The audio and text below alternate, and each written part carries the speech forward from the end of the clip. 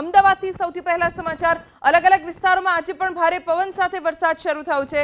જો કે અમદાવાદમાં આખી રાત વરસાદ પડ્યો છે। અમદાવાદના SG highway, Prahlad Nagar, satellite, ISKCON ચાર રસ્તા વિસ્તારમાં વહેલી સવારથી ઝરમર વરસાદ છે।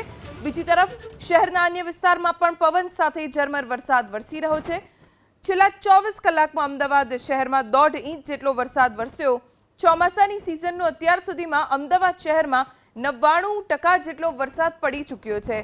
જ્યારે સમગ્ર અમદાવાદ જિલ્લાની વાત કરીએ તો અમદાવાદ જિલ્લામાં ચોમાસાની સિઝનનો અત્યાર સુધીમાં 87.72% વરસાદ ખાબકી ચૂક્યો છે।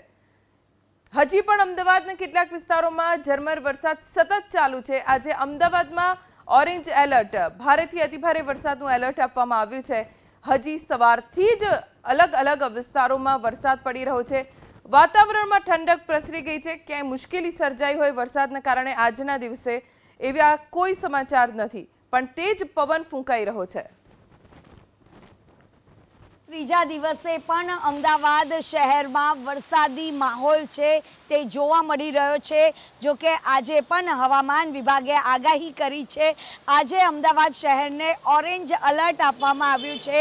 ત્યારે વહેલી સવારથી જ અમદાવાદના વિવિધ વિસ્તારમાં જે ઝરમર વરસાદ છે તે વરસી રહ્યો છે। જો કે